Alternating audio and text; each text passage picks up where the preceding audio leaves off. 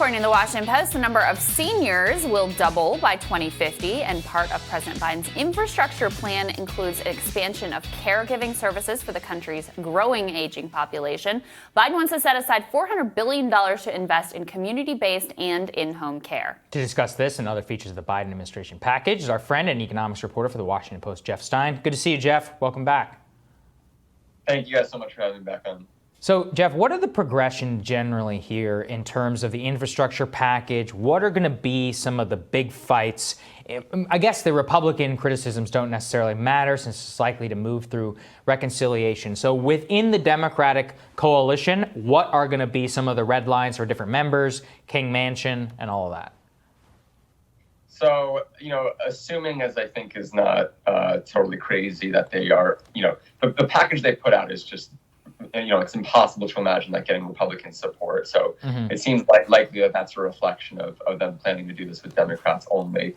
And, within the Democratic coalition, as you asked, I think the key dynamic, and this is a bit of an oversimplification, but the key dynamic seems to be that a lot of sort of more centrist members, again, oversimplification, but they tend to be older white men, more conservative, right? They are really focused on the physical infrastructure component. And, you saw a lot of jokes about what is infrastructure.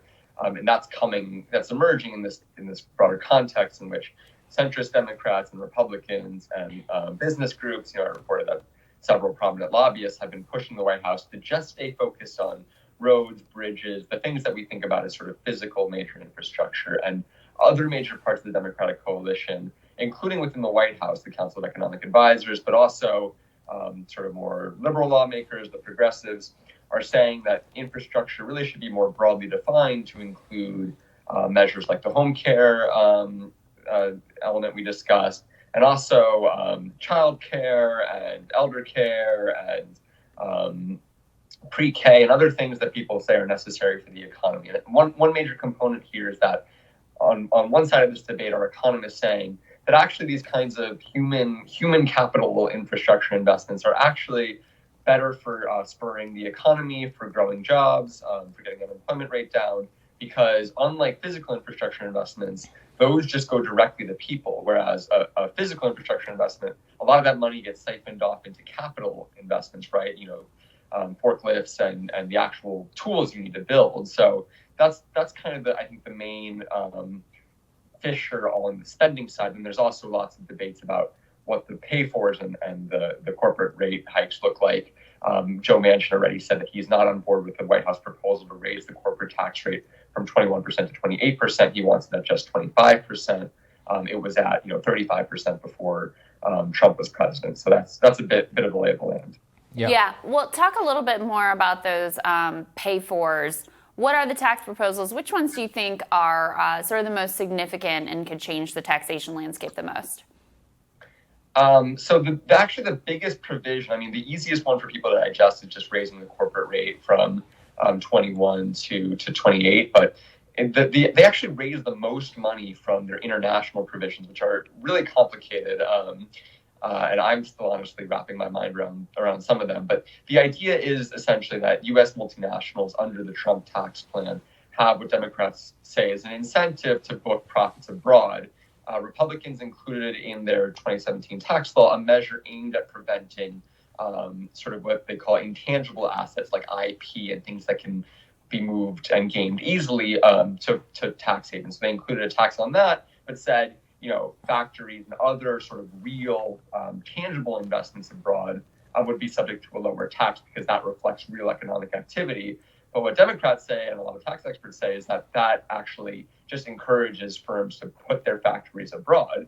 So there's going to be a lot of measures in the Democratic plans aimed at dramatically increasing what corporations pay on their overseas operations. And then simultaneously, Janet Yellen is working right now through the OECD on what they're calling the global minimum tax, which I've written a little bit about. And the idea there is instead of, over the last 30, 40 years, we've had a tremendous race to the bottom. The average corporate tax rate domestically across Europe and the US and Asia has fallen in half since the 1980s. And instead of trying to just compete with these other countries, what Yellen is trying to do is coordinate an international effort in which the globe agrees to stop this race to the bottom. And the idea there is that even if the U.S. increases its corporate taxes, once that floor is enacted across the world, there will be less of an incentive, corporations will have less of an incentive to go abroad. It's kind of an interesting inversion in the normal Democratic line, which is, higher taxes on corporations don't actually encourage, outsourcing. That's what Democrats tend to say. Yellen is kind of implicitly acknowledging that Republicans might have a point here, but that was necessary as an international solution to combat it. Yeah. Here's what I'm really interested in, Jeff, which is about the general fight around the corporate tax rate. And you have a background in this, you've written a lot about it, which is that why is it that it's such a political flashpoint when the reality is that many corporations do not even pay? I believe we even did a Washington Post story, covered it here on the show, about how in the last several years, as many of these corporations have not paid any taxes. If anything, they've actually gotten billions of dollars in tax rebates from the federal government. I mean, yeah, it's a great point. And the amount of corporate tax revenue coming into federal coffers is really, really down. And that's putting tremendous strain. It means that either individual income tax receipts have to go up, and we're going to cut valuable programs. I would say, and I'm actually working on a story about this right now, it's not 100% clear to me, to what extent Biden's plan really takes care of that specific issue, because they're also proposing a large number of increases in tax credits. And when you look at the issue that you've identified about large corporations not paying any corporate tax, what's really going on there is that there's a lot of incentives in the tax code that gives corporations credits to use to offset their existing tax liability for research and development, for clean energy subsidies. And the Biden infrastructure plan goes really, really big on clean energy credits and R&D subsidies. And that actually, I'm still working this through, but it seems possible that some corporations might actually end up still having less of an overall tax burden when you factor in all of these new subsidies you're going to be getting. That's interesting. Last question I wanted to ask you, Jeff, is obviously the Bessemer union election failed, and that's reignited a lot of talk about the PRO Act, which would change some of the dynamics, both make it easier to unionize, give unions more power once a union has ultimately been recognized. The Biden administration says they're behind it. He mentioned it with regards to this infrastructure package.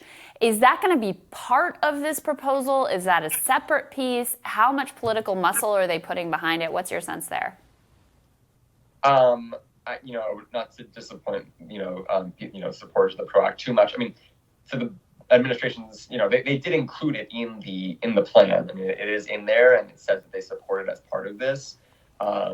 I get the sense, and this is, we'll have to wait and see, but I get the sense that the fate of the PRO Act in the infrastructure plan is likely to be pretty similar to the minimum wage hike in the relief plan, something that the Biden administration really cares about showing that they do support, but that the political momentum is not really there. And then we're probably going to get a similar fight, where people on the left and others were saying that the Biden administration never really put its back into the $15 an hour minimum wage. I think it's really worth pointing out that a lot of, obviously the fossil fuel industry is under a lot of criticism, and the role in global warming is quite serious. But a lot of those jobs pay quite well, and there's concern that the green energy jobs that the Biden administration is hoping to create don't pay as well, aren't unionized, and so the PRO Act is kind of a central component of the overall vision they're going for, but it also seems quite likely to drop out before this thing is passed, even with Democratic-only votes. So definitely something to keep an eye on, and even though it's in the plan, I think it's still more likely than not that it falls out.